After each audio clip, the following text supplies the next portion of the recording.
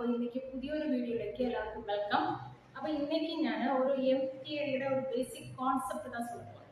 அப்போ M theory ஏன் இவ்வளோ ஈஸியாக இருக்காங்க, ஏன் படிக்கிறதுக்கு இவ்வளோ ஈஸியாக இருக்காங்க, ஒரு மெயின் கான்செப்ட். நம்ம நிறைய ஆஸ்ட்ராலஜியில் நிறைய தியரிஸ் நிறைய லெவல்ஸ் எல்லாமே இருக்கும். அப்போ நமக்கு ஒரு பேசிக் நாலேஜ் வேணும்னா நமக்கு எம் தியரி அவ்வளோ யூஸ்ஃபுல்லாக இருக்காங்க.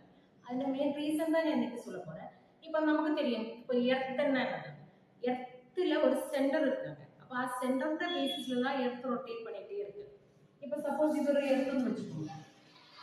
அப்போ எர்த்துக்கு மெயினாக ஒரு சென்டர் பாயிண்ட் இருக்கு. ஓகே, அப்போ ஆ சென்டர் பேஸ் பண்ணி ஏன்னா எர்த்து ரொட்டேட் பண்ணி இருக்கும்போது ஆ சென்டர் வந்துட்டு அதுக்கு அவ்வளோ இம்பார்ட்டன்ட் கொடுக்குறாங்க. அதே மாதிரி நம்மளோட லைஃப்லையும் ஆஸ்ட்ராலஜி அவ்வளோ இம்பார்ட்டன்ட். ஓகேவா? இப்போ எர்த்தினை சரௌண்ட் பண்ணி எர்த்திൻ്റെ அட்மாஸ்பியரில் இல்லைன்னா எர்த்திൻ്റെ வெளியில் நிறைய மில்லியன்ஸ் ஆஃப் ஸ்டார்ஸ் இருக்காங்க. அப்போ ஒரு குழந்தை நம்ம பூமியில் பிறக்கும்போது அந்த ஸ்டார்ஸ் எல்லாமே எந்த பொசிஷன் இருக்கு, எந்த டிகிரி ஆங்கிள் இருக்கு, அதனை டிபெண்ட் பண்ணி தான் நம்மளை அதிൻ്റെ ராசி எல்லாமே பார்க்கணும். இப்போ இப்போ எர்த்தினை கவர் பண்ணிட்டு நிறைய ஸ்டார்ஸ் எல்லாமே இருக்கு. சரிங்களா? இப்போ ஒரு பேபி வந்து பிறக்கும்போது ஸ்டார்ஸ் எல்லாமே எந்த டைரக்ஷன்ல எந்த ஆங்கிள் இருக்கு, அப்போ அதோட ரிஃப்ளெக்ஷன் வந்துட்டு எர்த்தில் வருது. அந்த ரிஃப்ளெக்ஷன் அவன்கிட்ட உடம்புல எவ்வளோ எஃபெக்ட்ஸ் பண்ணுறாங்க அது வச்சு தான் நம்மளை ஆஸ்ட்ராலஜி சொல்லணும். அப்போ ஸ்டார்ஸ் எல்லாம் நம்மளை 12 கடையிலாக்கி 12 பாக்ஸ் வச்சுட்டு அதுக்குள்ள இன்சேட் பண்ணிட்டு அதில் பேசிஸ் பண்ணி தான் நம்மள பாஸ்ட் ப்ரெசன்ட் ஃபியூச்சர் எல்லாமே சொல்லணும். அப்போ இது நமக்கு ஈஸியாக கண்டுபிடிக்கிறதுக்கு எம் தியரி வச்சு நமக்கு சொல்ல முடியும். அப்போ ஞானம் இப்போ எம் தியரி தான் படிச்சிருக்காங்க.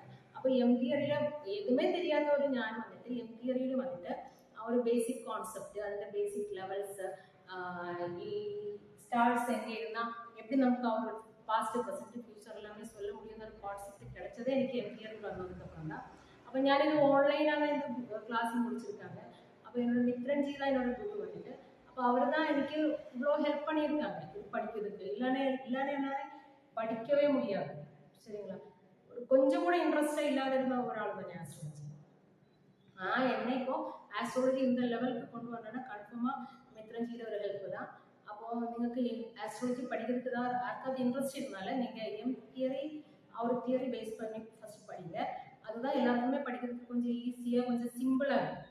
ஒரு கான்செப்ட் எல்லாமே நமக்கு ஒரு என்ன டவுட் இருந்தாலும் நமக்கு எம் தியரியில் போயிட்டு நம்ம கிளாஸஸ் எல்லாம் அட்டென்ட் பண்ணி வச்சுக்கோங்க.